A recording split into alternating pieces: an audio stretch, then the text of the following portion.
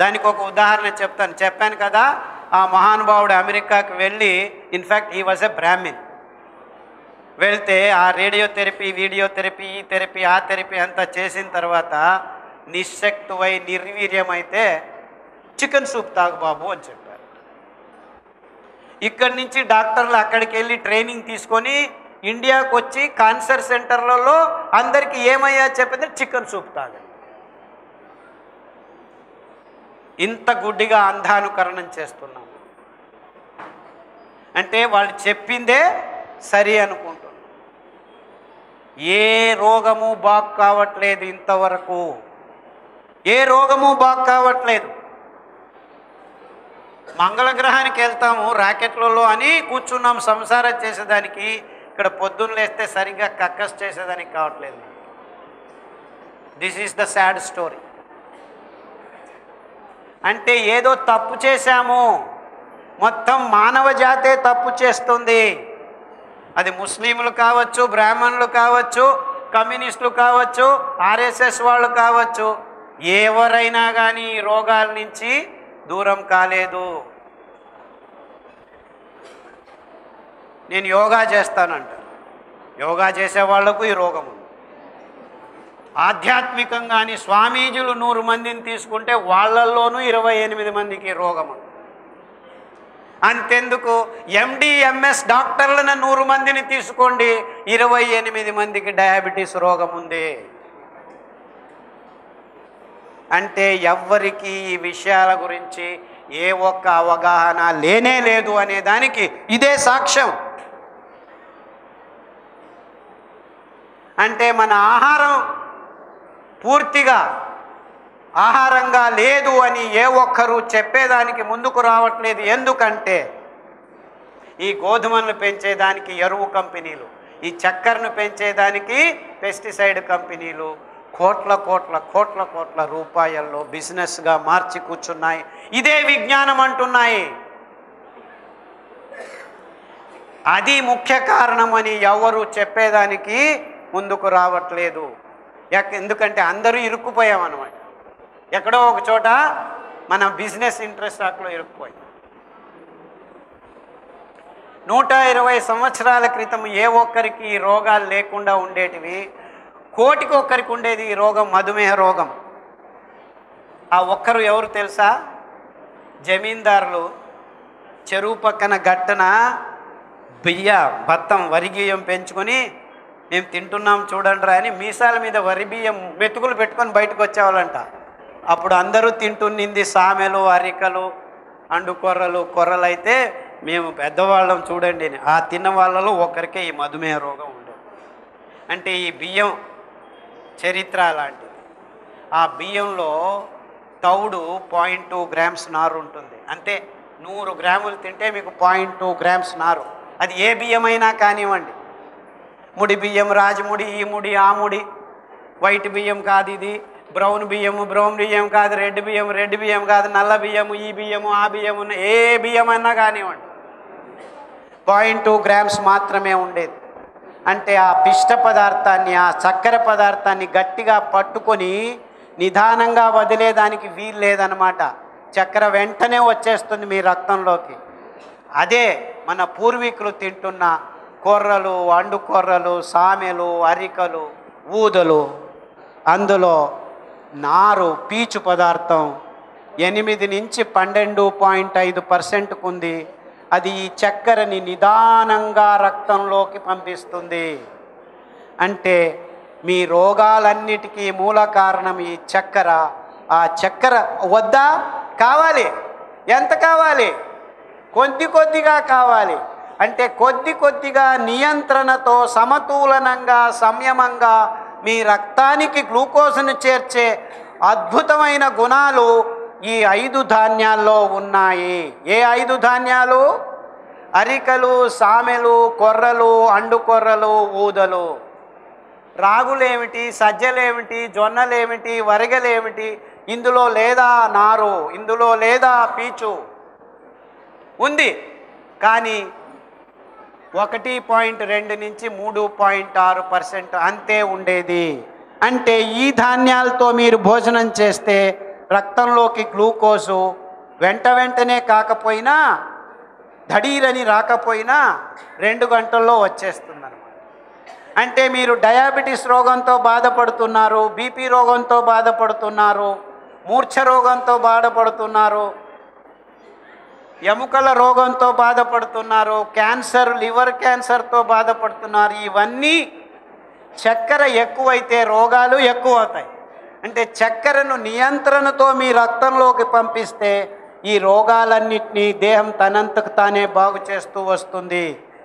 అంటే మీరు ఈ 5 ధాన్యాల్ని ఆహారంగా తింటే, రాగులు తినకూడదు, జొన్నలు తినకూడదు, సజ్జలు తినకూడదు, వరిగలు తినకూడదు రోగాలు ఉన్నవాళ్ళు. రోగాలు లేని వాళ్ళు పర్వాలేదు, అప్పుడప్పుడు ఇది తింటే ఏమీ కాదు. అందుకే రాగుల్ని, సజ్జల్ని, వరిగల్ని, మొక్కజొన్నల్ని తటస్థ ధాన్యాలు అన్నాం. అంటే మీరు వట్టి రాగులు తింటున్నారనుకోండి, ఏ రోగము లేదనుకోండి, రోగం రాదు, కానీ రోగం బాగా కాదు. మీకు రోగం ఉంది, ఇంక రేపమన్నాడో చచ్చిపోతున్నావు అనుకున్నారనుకోండి, నీకు ఈ భూమి మీద నూకలు ఉంటే ఈ 5 ధాన్యాలను తింటే మెల్లిగా బాగవుతూ వస్తారు. ఆ లంగ్ క్యాన్సర్ ఉన్న ఆయన కొర్రల్ని గంజి రూపంలో తీసుకోవయ్యా 6 వారాలని చెప్తే 6 వారాల్లో తిని బాగైపోయి 6 కిలోమీటర్లు నడిచేదానికి సిద్ధమయ్యాడు, 6 స్టెప్స్ వేయలేకపోయినవాడు. ఇలా నేను ఒక్కొక్కరి విషయం చెప్తే, బ్లడ్ క్యాన్సర్ ఉన్న పాప 16 సంవత్సరాల పాప కాకినాడ నుంచి నా లెక్చర్ విని అరికలు 3 వారాలు, సామెలు 3 వారాలు తాగుతూ పారిజాత కషాయము, రావి ఆకు కషాయము, జామపండు ఆకు కషాయం తాగిన 6 వారాలకి కాకినాడ నుంచి మైసూరుకి ప్రయాణం చేసి నా ఇంటి ముందు నించోనుంది. 16 సంవత్సరాల పాప 6 సంవత్సరాలు బ్లడ్ క్యాన్సర్తో కొట్లాడి బెడ్ మీద ప్రతిరోజు రక్తం ఎక్కించాల్సి వచ్చింది అమ్మాయికి. వారానికి ఒకసారి పోయి రోజు రక్తం ఎక్కించాల్సి ఉంది. అలాంటి విషమ స్థితి నుంచి బయటికి లాగిన ఈ ఆర్క, సామె, బియ్యం అంటే అందులో ఉన్న అద్భుతమైన పీచు పదార్థం, ఒకటి కరిగే పీచు, ఒకటి కరగని పీచు. ఈ పీచు పదార్థంలో 2 ఈ ధాన్యాల్లో ఉన్నాయి. కరిగే పీచు రక్తాన్ని శుద్ధం చేస్తుంది, కరగని పీచు మీ పేగుల్లోకి అంటుకొని మిగిలిన కల్మషాలన్నింటినీ నాశనం చేసి మీకు నిజమైన ఆరోగ్యాన్ని, సంపూర్ణ ఆరోగ్యాన్ని 6 వారాల నుంచి 6 నెలల్లో అందజేస్తాయి. అర్థమవుతుందా? ఎంత అద్భుతమైన రచన అంటే, ఈ ధాన్యాల్లో పీచు పదార్థం కేంద్రం నుంచి పలు పొరల్లో మెల్లగా ఈ పిష్ట పదార్థాన్ని ఆవరించుకొని ఉంటుంది. అంటే ఈ నారు, ఈ పీచు మీరు నిదానంగా నాంచబెట్టి వండుకోవాలి. కానీ అమితాబ్ బచ్చన్ ఏం చెప్తాడు, అమ్మ అవసరం లేదు, నాన్న అవసరం లేదు, 2 నిమిషాలు నూడిల్స్.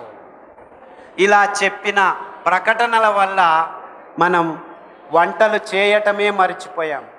నేను ఫస్ట్ ఈ అరికలు, సామెలు తినేది తినండప్ప అని కర్ణాటకలో చెప్తున్నప్పుడు అర్ధగంట నానబెట్టి తినండి అమ్మా అని చెప్పేవాడిని. ఎందుకంటే రాత్రి నానబెట్టి పొద్దున వంట చేసుకోండి అంటే నేను చెప్పే మాట ఎవడూ వినడనమాట. నిజంగా మీరు ఈ ధాన్యాన్ని సరిగ్గా వండుకోవాలంటే ఆ కేంద్రంలో ఉన్న పీచు కూడాను బాగా నానాలి అంటే ఏం చేయాలి, మీరు నీళ్ళల్లో నానబెట్టాలి. నానబెట్టి వండుకోండ్రా అంటే నాకెక్కడ టైం ఉంది, టీవీ చూడాలి, అది చేయాలి, ఇది చేయాలి అని మీరు ఇటువైపు అటువైపు తిరుగుంటూ వంటగదులనంతా మీరు ఈ కంపెనీలకి ఇచ్చేశారు. రెడీమేడ్ ఫుడ్స్, ఎంటీఆర్, మయ్యా, ఇదు అదు అంటే ఏమి చేయకూడదు, తీసుకురావటం, కలిపేయటం, వంట.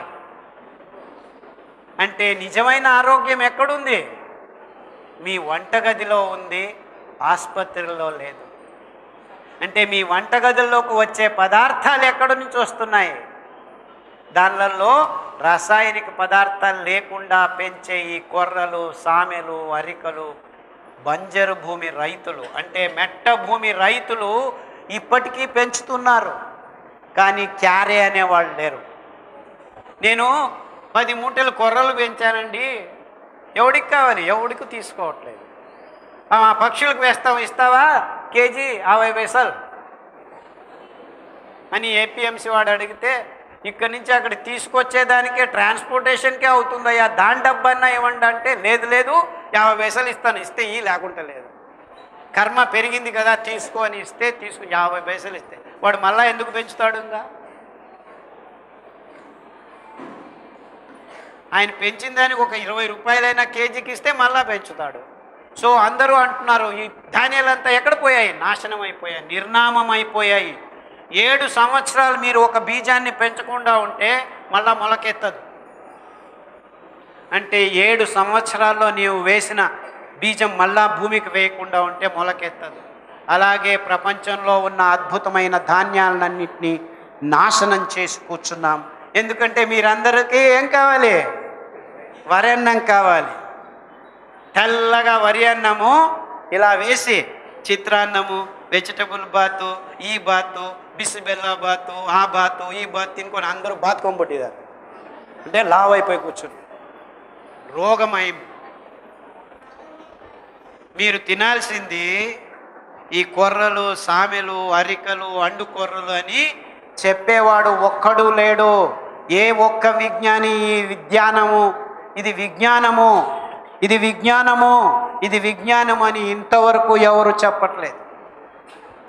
ఇంకా ఈ ఆయుర్వేద పండితులు వీళ్ళు వాళ్ళు అంతా నేను గడిచిన 20 సంవత్సరాల నుంచి చెబుతూ ఉంటే, అవి నీళ్లు లేకుండా పెరుగుతాయి, అది తింటే నీ నోట్లోనే నీళ్ళు ఉండవు, తినద్దు, వేడవుతుంది, కొర్రలు తింటే వేడవుతుంది, అరికెలు తింటే తల తిరుగుతుంది, ఊదులు తింటే థైరాయిడ్ వస్తుంది అని ఇప్పుడు మళ్ళీ మొదలుపెట్టినారు. ఇంతవరకు చెప్పారు కొబ్బరి తింటే కొలెస్ట్రాల్ వస్తుంది, ఊరగాయ తింటే బీపీ వస్తుంది, ఇది తింటే అదవుతుంది, నువ్వులు తింటే నల్లగా అవుతావు. ఇన్ఫ్యాక్ట్ నువ్వులు తినండి.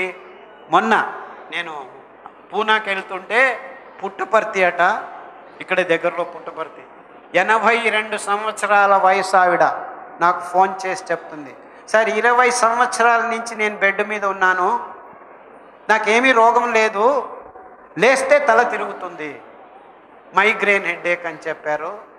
స్టెరాయిడ్ ట్యాబ్లెట్ ఇస్తున్నారు. ఆ ట్యాబ్లెట్ తీసుకొని నా కీళ్ళు వాపు అయిపోయి నడిచేదానికి కాకుండా మంచం మీద ఉన్నాను. 20 సంవత్సరాల నుంచి జీవోత్సవంలాగా ఉన్నాను. నీ లెక్చర్లో ఎక్కడో యూట్యూబ్లో ఒకసారి చెప్పావు, నువ్వు రోజు నువ్వులు ఇనుప పెన్నం మీద, ఎక్కడ ఈ ప్లాస్టిక్ పెన్నం మీద కాదు, ఇనుప పెన్నం మీద చెంచా నువ్వులు టప్ టప్ అనేంత వరకు వేడి చేసి సన్న మంటలో చల్లగా చేసుకొని నోట్లో వేసుకొని తినండి పడిగడుపున 21 రోజులు. తిని నమిలి నమిలి నూనె భాసమవుతుంది, అప్పుడు నీళ్లు తాగండి అని చెప్పావు. సరే 21 రోజులు కాదు, 7 రోజులు చేశాను, నా తల తిరుగుడుగా ఆగిపోయింది, లేచి నించున్నాను, తల తిరుగుతుందేమని భయపడ్డాను, తిరగలేదు, 2 స్టెప్పులు వేశాను, ఏమీ కాలేదు, 21 రోజులు చేశాను, ఇప్పుడు ఇల్లంతా తిరిగి వంట చేసుకొని తింటున్నాను. 20 సంవత్సరాల నుంచి ఇలా ఒక్కరు కాదు, ఇద్దరు కాదు, వందల వేల మంది ఫోన్లు చేసి చెప్తున్నారు ఇంత అద్భుతమైన పదార్థం నువ్వులు. అంతెందుకు, నా దగ్గరికి వచ్చిన ప్రతి ఒక్క క్యాన్సర్ పేషెంట్కు నువ్వుల లడ్డు వారానికి ఒకసారి తిను అని చెప్తే వాళ్ళు వారానికి 2 సార్లు తిని బాగవుతుంది సార్, బాగవుతుంది. ఎక్కువ తినద్దండి, అతి అద్భుతమైన మందు గుణాలు ఉన్నాయి, ఔషధి గుణాలు ఉన్న పదార్థాలని ఎక్కువ తినకూడదు.